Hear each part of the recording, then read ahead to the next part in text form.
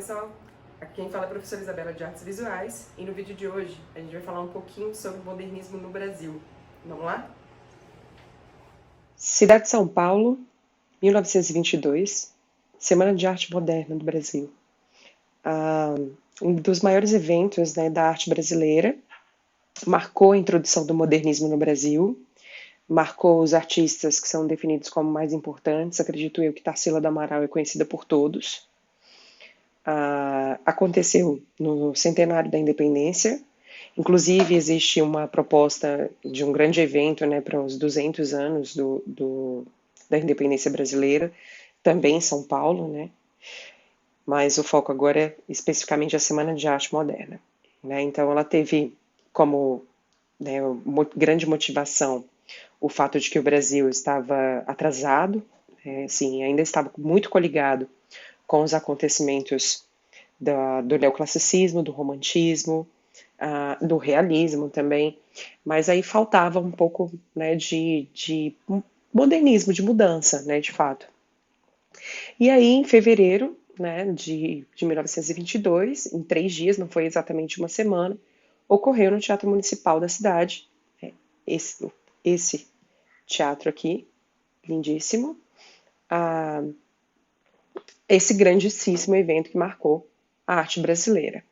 Esse aqui foi o cartaz de divulgação, isso aqui é uma gravura, então pode ter reprodutibilidade do Di Cavalcanti. E virou símbolo, virou capa de revistas, entrou para capa de jornais, de tamanha relevância que foi. Aqui do lado tem um videozinho que depois vocês podem assistir com mais calma, que é de uma série que fazia, né, fazia homenagem aos 450 anos de São Paulo, chamada Um Só Coração. É bem interessante os vídeos, é bem interessante a personificação de Mário de Andrade, de Anita Malfatti, os atores são muito bons. Tarsila tá incrível, vale muito a pena. Antes da Semana de Arte Moderna, existiam já alguns grandes acontecimentos que marcaram o modernismo. Primeira exposição do Lazar Segal, que traz um pouco mais de referências cubistas, né, e valorização nativa, representações de negros, representações de índios, enfim, aí de 1913.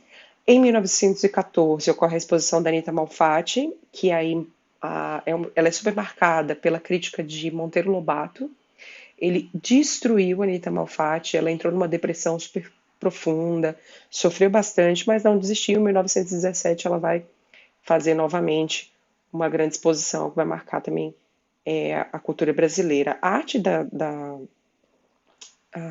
Anita Malfatti é bem representativa, né? Ela tem uso de cores quentes, ela tem uma coisa meio fauvista dentro da reprodução. Eu não gosto muito de ficar classificando sempre os artistas, porque a Anita Malfatti é muito Anita Malfatti, mas os seus referenciais são cubistas, expressionistas. Então, assim, a maioria deles chegou a estudar fora, então isso faz uma grande diferença. Ó, essa aqui foi a frase: ela fraquejou em sua mão, indecisa, se perdeu, que é a frase que o Monteiro Lobato atribuiu a ela.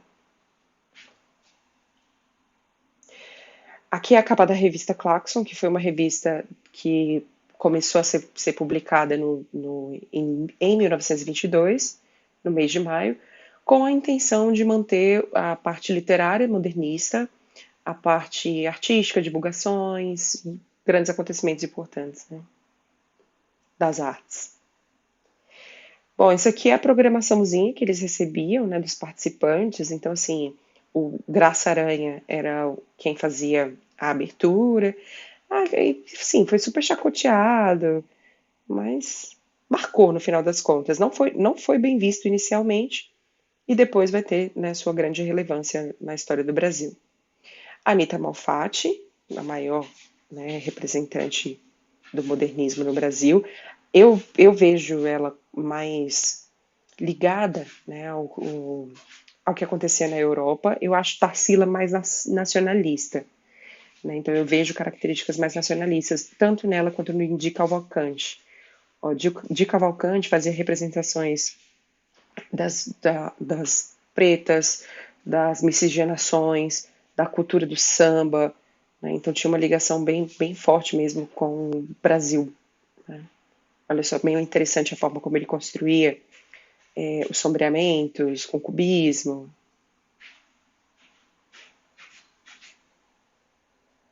Aqui tem, né, depois uma distribuição, eu vou disponibilizar para vocês esse slide, é um preze, né? E aí vocês conseguem assistir com mais calma, é bem legal, que são algumas das apresentações mais marcantes, né? Os Sapos do Manuel Bandeira, a apresentação do Oswald de Andrade, que foi super polêmica, né? Ele era bem provocativo, ele, né, era um dos que botava pólvora, né, nas coisas. Bom, manifestos que surgiram pós, né, o 1922. É importante saber que a Tarsila do Amaral ela não estava no Brasil, tá, durante essa fase, então não temos a produção dela sendo exposta no teatro, mas ela veio, né, mais tarde, marcando mesmo uma cultura, inclusive ela casou-se com Oswald de Andrade.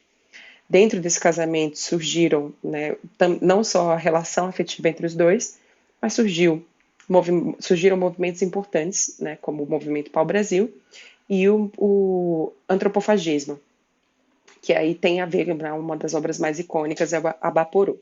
Teremos uma aula somente sobre Tarsila, até por conta da obra do Paz. Né? Na verdade, só sobre as obras do Paz desse período modernista. Tá?